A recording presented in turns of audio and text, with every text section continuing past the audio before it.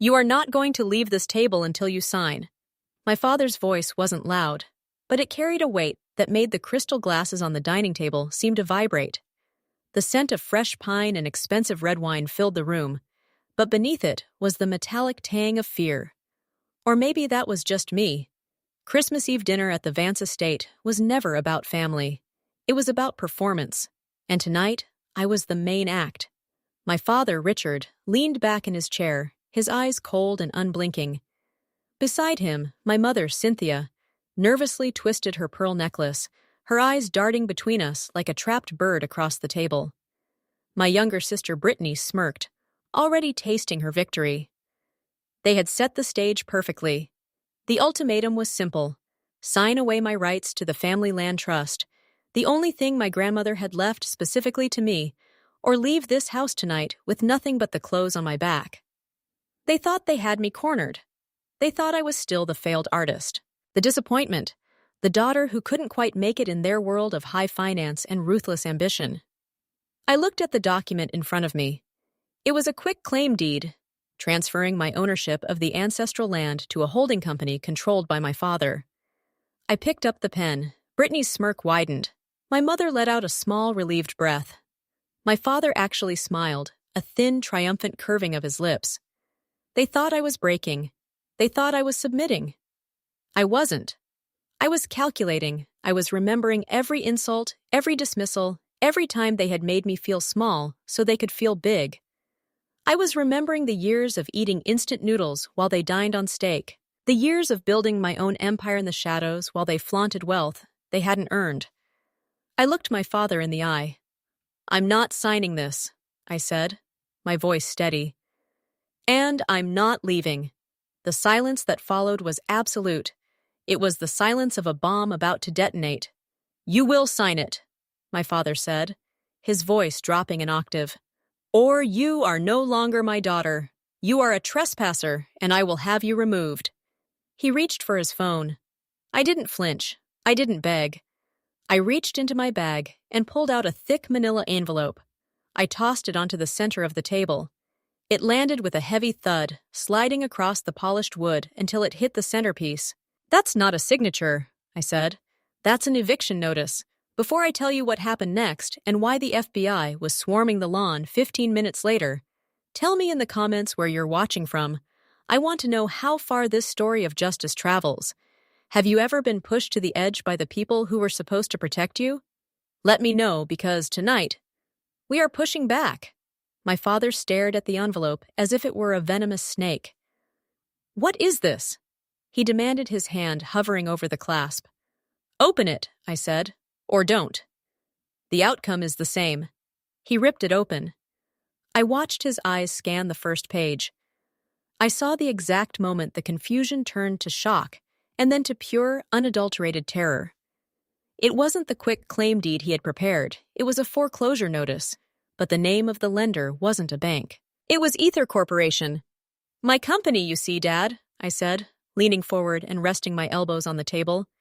"You didn't know I founded Ether Corp 5 years ago. While you were telling your friends I was a failed painter living in a studio apartment, I was building one of the largest defense contracting firms in the country. And last month, when your gambling debts became too much for your standard creditors, they sold your bad loans." To me, Brittany laughed. It was a nervous, high-pitched sound. "You a CEO?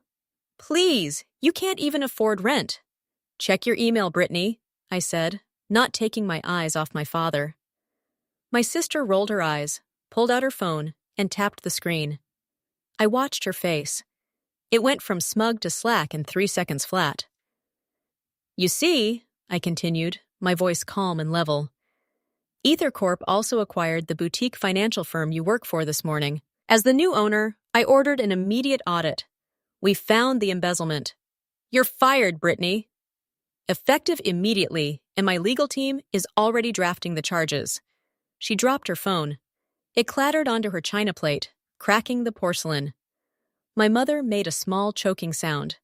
"Alexis, what are you doing? This is your family." "No," I said. "This is a business transaction, and you are in default." I stood up and walked to the window, looking out at the snow falling on the expansive lawn. This house? It's held by a shell company that was part of the assets I acquired. Under the terms of the corporate housing agreement you signed to hide your assets from the IRS, this property is for employees only. Since I just fired all of you from your respective positions in my subsidiary companies, your right to occupancy has been terminated. You are trespassing. I turned back to face them. They looked like statues frozen in a tableau of ruin. My father was purple with rage, but he couldn't speak. The papers in his hand were shaking. My mother was weeping silently, ruining her expensive makeup. Brittany looked like she was going to be sick. It was the most beautiful thing I had ever seen. You have 10 minutes to gather your personal effects and leave, I said, checking my watch. Security is already at the gate to escort you off the premises. Don't take anything valuable. It belongs to the company now. I turned my back on them and started to walk toward the door. I felt a surge of triumph, hot and intoxicating. I had won. I had flipped the board. I had taken back everything they had stolen from me, my dignity, my agency, my power. I reached for the door handle, ready to walk out into the cold night air as a free woman. I thought it was over. I was wrong. I had just walked into the real trap. I reached for the heavy brass handle, my fingers inches from cold metal, when a hand slammed against the wood right beside my head. The sound cracked through the room like a gunshot. I didn't flinch, but I stopped. I turned slowly. My father was standing there, his face flushed a deep, ugly red, his chest heaving. He wasn't the broken man I had seen 10 seconds ago. He was the tyrant I remembered from my childhood. The man who used fear as currency. "You think you can just walk out of here?" he hissed, leaning in so close I could smell the stale wine on his breath. "You think you can destroy this family and just waltz away?" I stepped back, creating space. "I'm not destroying anything, Richard. I'm repossessing my property. Now move." He didn't move. Instead, he locked the deadbolt. The click echoed in the silent foyer. Trevor, Brittany's fiancé, stepped forward. He adjusted his silk tie, his expression shifting from shock to a predator's calm. "The law is funny about possession, Alexis," he said, his voice smooth and practiced. "You might own the paper, but possession is 910N of the law, and right now you are on private property, making threats and behaving erratically."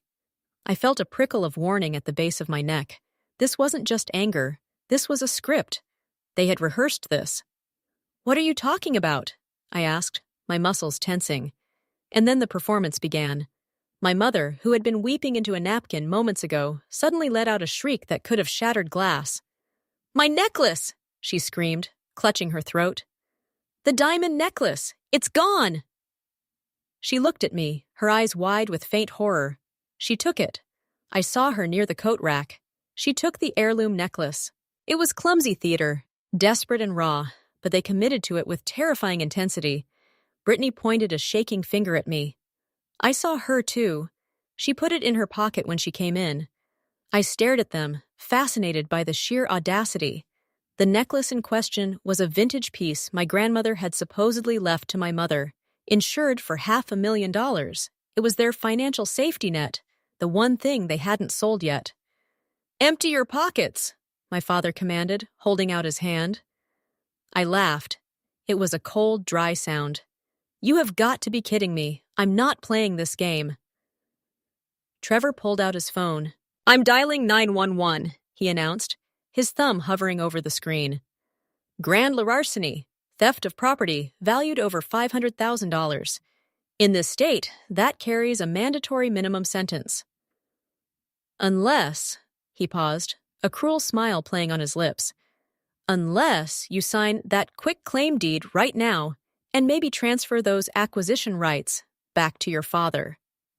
We might be persuaded to drop the charges if you show remorse."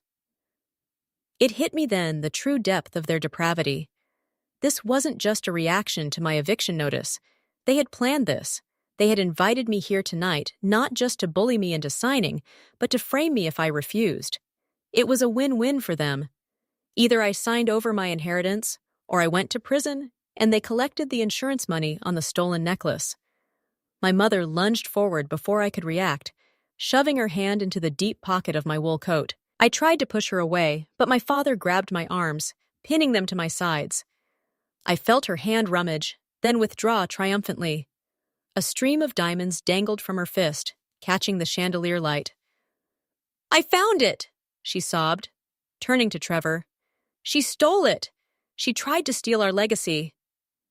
I looked at my mother's face. There was no shame there, no hesitation, only a twisted kind of relief. This is the trap of normalizing cruelty. To them, destroying me wasn't a crime. It was a necessary sacrifice. In their warped reality, I was the villain because I refused to be the victim. They needed me to be the failure, the thief, the bad seed. Because if I wasn't those things, then their own mediocrity was their fault. They had to criminalize my existence to justify their own survival. If sending their own daughter to prison meant they kept their lifestyle for another year, that was just the cost of doing business. Trevor hit the call button on his phone. "Officer, I need to report a robbery in progress," he said into the receiver, his eyes locked on mine. "We have the perpetrator detained." I stood still, the cold air from the window seeping through the glass. They thought this was the end. They thought the handcuffs were the period at the end of the sentence. They didn't know I had written the whole book. I stood in the center of the room, surrounded by the people who shared my DNA. Feeling the walls of their greed closing in, Trevor was on the phone with the police. His voice calm and authoritative, spinning a narrative of a family betrayed by a thief. My father was guarding the door like a prison warden, but my eyes were fixed on my mother. She was still clutching the diamond necklace, her knuckles white, tears streaming down her face with practiced elegance. It was a performance worthy of an Oscar, and as I watched her, the room seemed to tilt, sliding me back 10 years into the past. I was 19. I was standing in the kitchen of our old house, the one they lost before moving into this corporate estate. My mother was sitting at the table, sobbing into her hands, telling me she needed medication for a condition she refused to name. She said it cost $2,000. She said they didn't have it. She said she was in pain. I didn't have $2,000. I had a savings jar with money from waiting tables intended for art school tuition. It was everything I had. But she was my mother and she was hurting. So I gave it to her. I handed over my future in a Ziploc bag full of crumpled 20s. She hugged me, told me I was her angel, her savior. 2 days later, I came home early from a double shift. I found my mother and Brittany in the living room. Brittany was twirling in a shimmering prom dress, laughing. My mother was beaming, clapping her hands. "It's perfect, darling," she said, "worth every penny." I saw the receipt on the table. $2,000, the exact amount of my angel money. She hadn't bought medicine. She had bought a dress for the golden child. When I confronted her, she didn't apologize. She looked at me with cold, dead eyes and said, "Don't be selfish, Alexis. Your sister needs to look the part. You can always work more shifts." They broke me that day. They taught me that my dreams were currency for their vanity. But as I looked at my mother now, 10 years later, holding the necklace she had planted on me, I didn't feel broken. I felt a cold, hard clarity settling in my chest like ice. The girl who gave up her tuition money was gone. The woman standing before them was the CEO of a defense contractor, and she knew exactly how to handle a hostile asset. "Mom," I said, my voice slicing through the theatrical sobbing. "You're really going to do this? You're going to send your own daughter to prison for a grand larceny charge that carries 10 years just to keep up appearances?" Cynthia stopped crying instantly. She lowered the necklace, her face smoothing into a mask of stone. "You owe us this, Alexis," she hissed. "We gave you life. If you can't be successful, if you can't bring value to this family, then you can at least be the sacrifice that saves it. We need that insurance money, and we need you out of the way before you ruin Brittany's wedding with your poverty." There it was, the naked truth. I wasn't a person to them. I was a resource. When I had money, they took it. When I had nothing, they tried to harvest me for parts. "You think I owe you my life?" I asked, a dark amusement bubbling up. "You think because you birthed me, you owe me? It's a debt you can never repay." My father growled from the door. "Actually," I said, "I think the debt has been settled." I looked at each of them in turn. My father the tyrant, my mother the parasite, my sister the beneficiary, and Trevor the enforcer. You spent years draining me dry.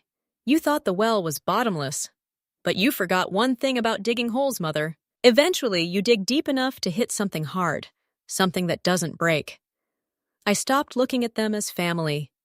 In that moment, they ceased to be my parents and my sister. They became targets. They became liabilities, and I knew exactly how to liquidate them. Trevor ended the call with a satisfied click of his tongue. "The police are 5 minutes out," he announced, sliding his phone back into his pocket. "And luckily for us, Sheriff Miller is on duty tonight. He and your father go way back. Golf buddies, I believe."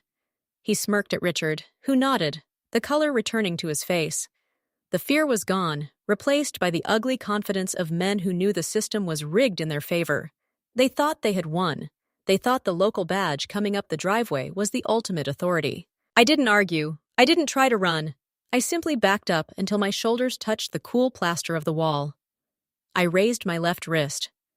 A single tap on the sapphire face of my smartwatch initiated the sequence. The screen pulsed once, a silent digital heartbeat. Ether protocol engaged. It wasn't a panic button. It was a summons. "You can stop checking your watch, Alexis," Brittany sneered, wiping her eyes. "No one is coming to save you. Your little artist friends can't help you now." I looked at my sister, really looked at her. She was standing in a house she no longer had the right to occupy, wearing clothes bought with embezzled funds, mocking the woman who now owned the debt on her entire existence. "You're right, Brittany," I said, my voice dangerously calm. "My friends aren't coming. My security team is, and they don't paint landscapes." Trevor laughed. A dry barking sound. "Your security team? What?" "A couple of mall cops. Alexis, give it up. You're trying to bluff a room full of sharks. Sheriff Miller isn't going to care about your delusions of grandeur. He's going to see the stolen necklace. He's going to see the deed you tried to force your father to sign, and he's going to cuff you. You're relying on local corruption, Trevor." I said it's a solid strategy for a DUI or a noise complaint, but you made a mistake. You escalated this to a federal level when you tried to extort a defense contractor. I pushed off the wall and took a step toward them. They flinched instinctively.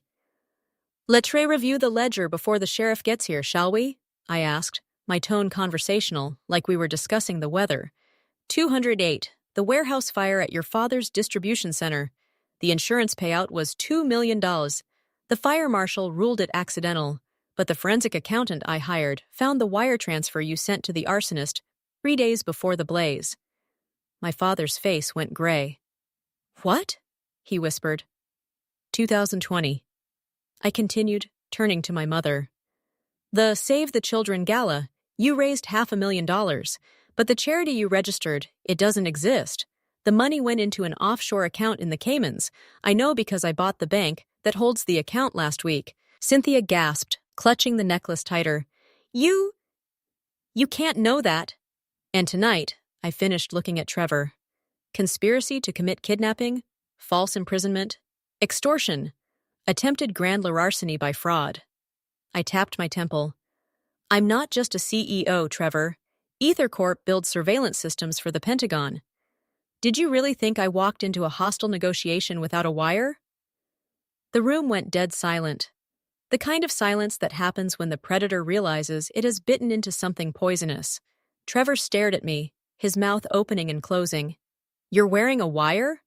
"I'm wearing a fully encrypted cloud sync biometric recording device. I corrected every word you said, every threat, every admission of the necklace being a setup. It's already been uploaded to a secure server, and it's already been forwarded to the Justice Department." "You're lying!" Brittany shrieked, her voice cracking. "You're just trying to scare us. Dad, she's lying!" My father looked at me. For the first time in his life, he didn't see his disappointment. He saw a threat. He saw the end of his world. Sirens grew louder as red and blue lights flickered across the snow-covered windows. I checked my watch. Right on time, Trevor exhaled in relief. "It's the sheriff," he said smugly. "Doesn't matter what you have. Miller will take your recording. You're finished." He flung the door open. "Officer in here. We caught the thief. I stood still as they smiled at me, convinced help had arrived. They had no idea they just sealed their own fate. Sheriff Miller entered genial and familiar. "Richard," he said. "Robbery?" My father slumped into rehearsed grief. "It's my daughter. She stole Cynthia's necklace. We found it on her." Miller turned to me, eyes cold. "Is that true?" "It was planted," I said evenly. "And if you arrest me, you'll be aiding federal wire fraud," he scoffed. "You got a lawyer mouth." Trevor stepped forward, displaying a video. A woman in my coat, stealing the necklace. A crude, deep fake. Brittany was barely hiding her smile. "That's fabricated," I said. "Save it for the judge," Miller replied, snapping on the cuffs. My mother sighed theatrically. "We just want her to get help," Trevor whispered triumphant.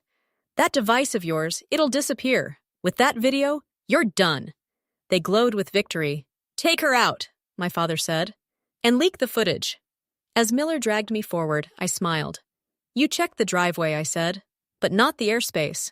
The roar hit seconds later. Snow whipped into a vortex as the front door exploded inward. Federal agents on the ground. Miller dropped instantly. Trevor froze. My parents stared in horror. An FBI agent approached me. "Miss Vance, are you hurt?" "Just detained." My cuffs were removed. My mother screamed, "She's the thief!" I picked up the necklace and smashed it on the marble floor. It shattered. "Diamonds don't break," I said calmly. "Glass does." I produced a bill of sale. "You sold the real necklace 6 months ago. I bought it back." "It's in Zurich." Trevor collapsed. He understood. "You filed a false police report." I continued. "Planned insurance fraud. Coordinated it digitally. That's federal wire fraud and kidnapping." The agent added, "We have the audio." My father pleaded, "We're your family." I felt nothing. "This isn't tragedy. I said it's surgery. They're all yours." I told the agents. They were let out in cuffs, screaming into the snow. Later, my CFO called. "Do you want to acquire the house?" I looked at the mansion. "A mausoleum." "No," I said. "Let it burn itself out." The car pulled away. I didn't look back. That night, I didn't lose a family. I survived one. And for the first time in my life, I was